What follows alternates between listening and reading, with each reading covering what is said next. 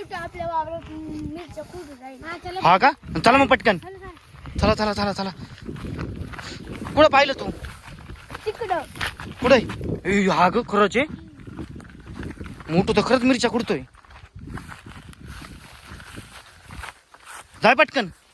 त्याला सांग पटकन खुडू नको. आमच्या वावरातल्या मिरच्या काय खुडलेल्या? माझ्या पप्पाचं नाव सांग का तुझं? तुमचं वावर आहे का? आमच्या वावर आहे. मला मिरच्या लागते.